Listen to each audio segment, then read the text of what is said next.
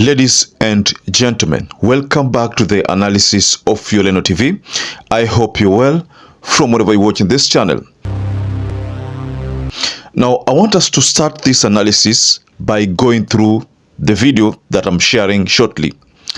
This video is of goons who were hired.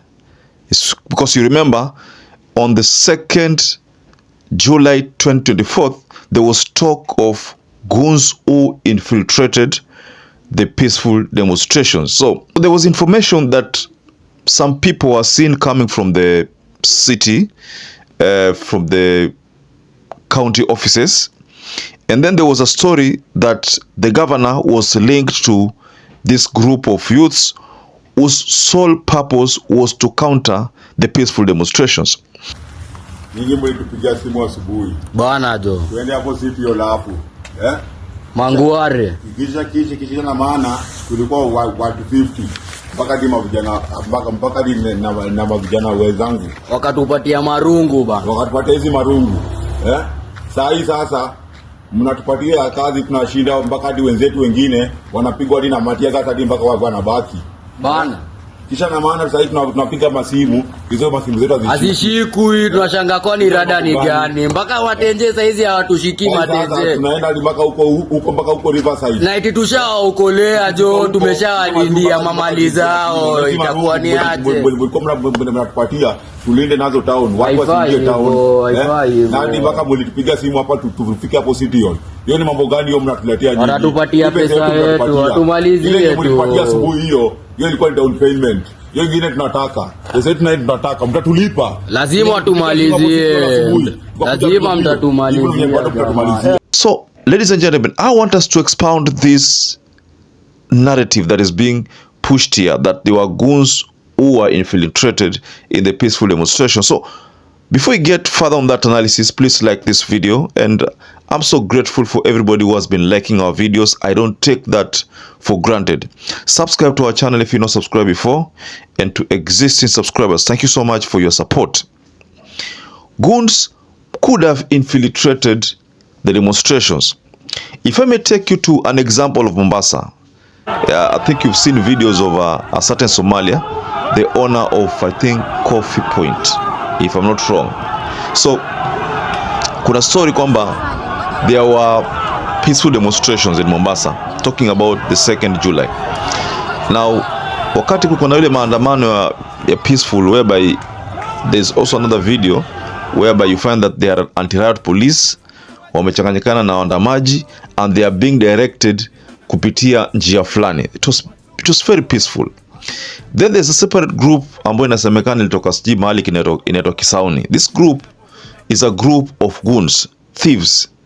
In fact, those are the people who cause mayhem within the Mombasa CBD.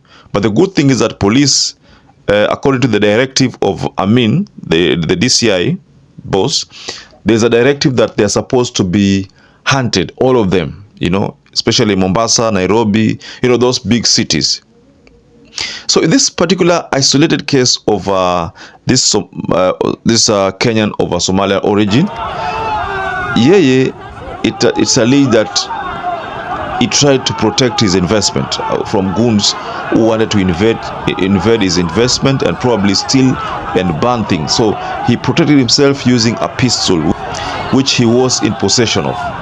But I think in the middle of that fracas, he managed to shoot some people. I don't know, but I think people are saying that he killed. I don't know. I'm not sure about that part, because I've not seen a body of someone who died as a result of his gunshots. But I know there were people who were hit by his bullets from his pistol.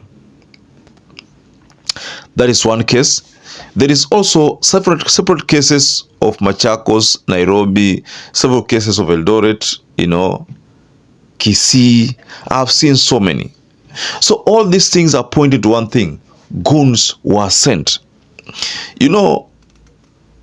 The demonstrations were peaceful from the Gen Zs who seemed not to be relenting. Now, some politicians could have thought that the best thing to do so that they can reduce this pressure, because the more the Gen Zs were demonstrating, the more they were getting affected politically. These members of parliament who voted for a yes. So they realized that instead of them losing ground, they would rather organize for counter demonstration. So people are going to counter these peaceful demonstrators. So we realize that, like the case of Nairobi, that youth, the one that I shared the video on, is telling us that they were hired to beat people who are protesting.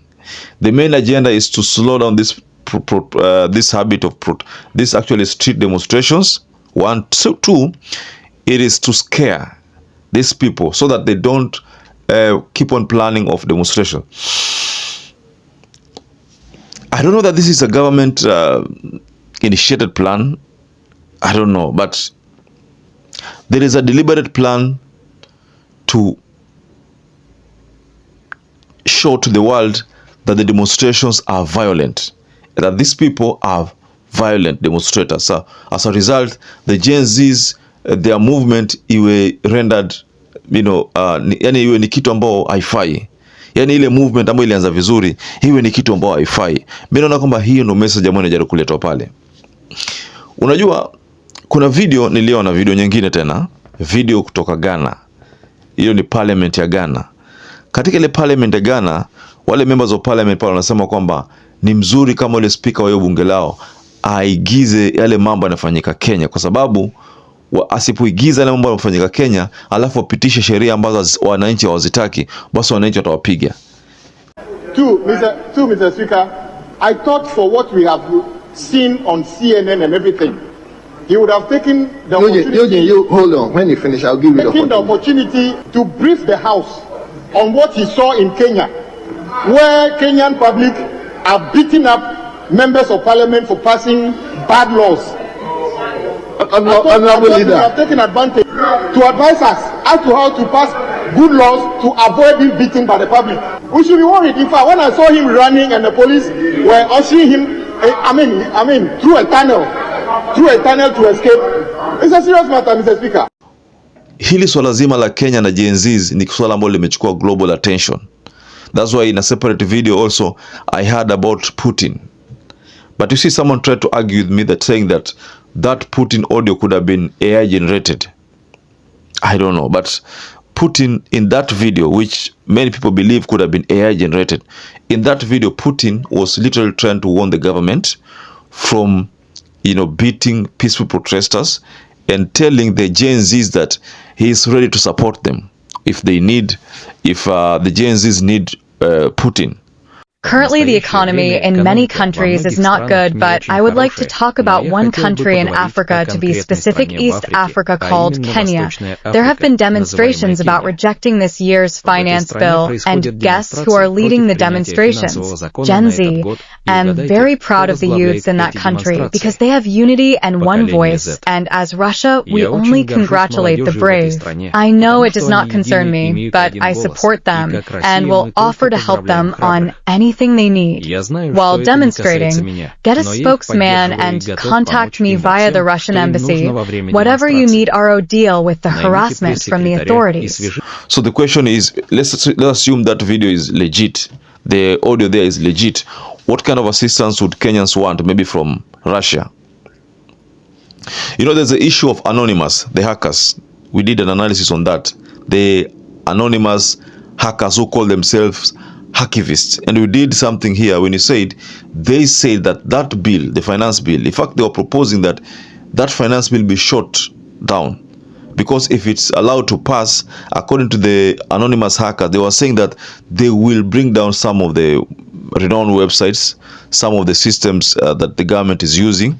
And when anonymous make that kind of threat, hiyo ni kitu ambayo inatakana tu usikize, because they are a group of hackers and you can't trace them and you don't know where they exist. They could be even here in Kenya, but they exist somewhere. The US tried to counter them, they could not. So the group has grown. It's a network of hackers. Now, let me take you back to the video. You see that video about City Hall. You see, without even mentioning names, when you hear something like City Hall being the ones who are funding this movement, the movement to counter the Gen Z's protest, assume there is someone in City Hall. Who would this person be? without the blessing of the governor. Who could this person be? That is why you find that this issue boils down to the governor's influence.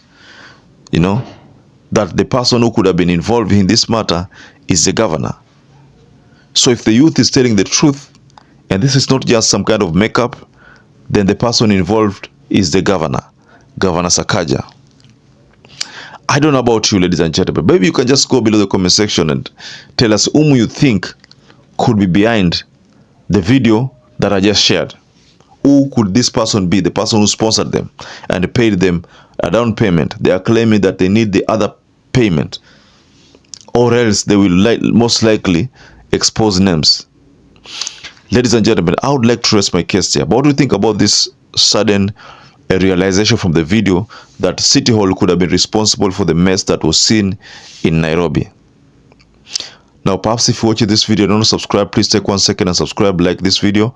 Until you catch up again, stay safe and stay blessed.